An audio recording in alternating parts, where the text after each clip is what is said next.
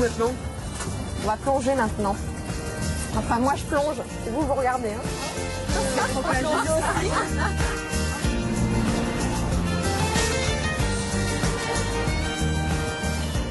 Bon, les jeunes, nous voici arrivés sur l'endroit où l'on va plonger aujourd'hui à cause du vent. C'est très sympathique, vous allez voir. Donc, c'est plus que des vacances, c'est aller à la rencontre d'autres passionnés de plongée pour un reportage sur la chasse au trésor. Vous allez le voir, elle se déroule sous la mer, mais aussi sur terre. Et notre tournage a porté chance à nos chasseurs de trésors.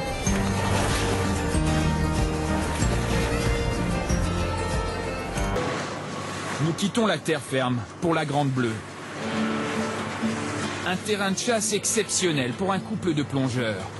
Depuis 20 ans, Anne et Jean-Pierre Joncheret sillonnent la Méditerranée à la découverte de nouvelles épaves.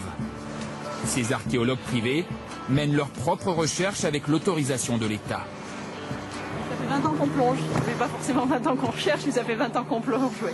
Et combien d'épaves retrouvées tous les deux? Entre les identifications et les épaves antiques, ça doit faire, je sais pas, une vingtaine d'épaves. Jean-Pierre, lui, ça en fait 50, 60, quelque chose comme ça. C'est un beau score quand même, hein? Ah, je pense qu'il détient le record, oui. Leur dernier chantier est un navire de marchandises romain. Parti d'Italie avec son chargement d'amphores, il a coulé près de Saint-Raphaël, à une centaine de mètres de la rive. 2000 ans plus tard, ces plongeurs vont essayer d'en savoir plus sur son histoire. À chaque fois, c'est une nouvelle énigme. Et c'est ça qui est merveilleux. On part d'un morceau de poterie, on a des tessons de ci, de là. Plusieurs mois après, on sait quel était le bateau. D'où venait-il exactement? C'est parti. Qui était l'armateur? À tout à l'heure. À tout de suite. À 3 mètres de profondeur à peine, il ne reste rien, ou presque, de la coque. Les archéologues doivent désormais creuser le terrain en profondeur pour espérer retrouver des restes de sa cargaison. Grâce à la suceuse, ils dégagent méticuleusement un petit carré. Et les résultats ne tardent pas. Quelques tessons.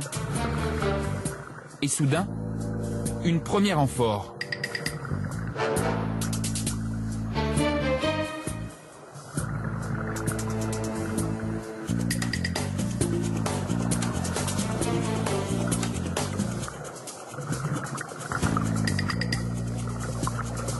Anne la remonte avec beaucoup de précautions.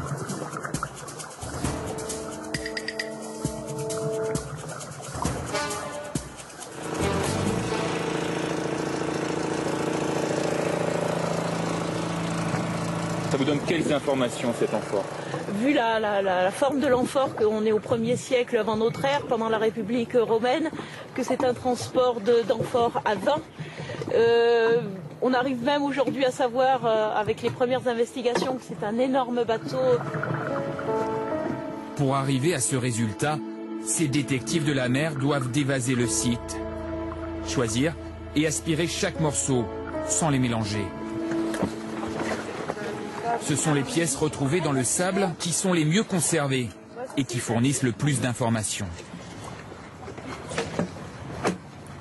Nous, ce qui nous intéresse, c'est les petits indices. C'est le clou de la coque qui nous permet de savoir le type de structure.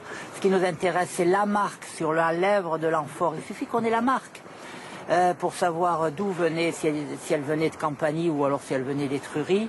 Pour ça, ce sont des tout petits indices qui sont plus importants que tout un chargement d'amphore.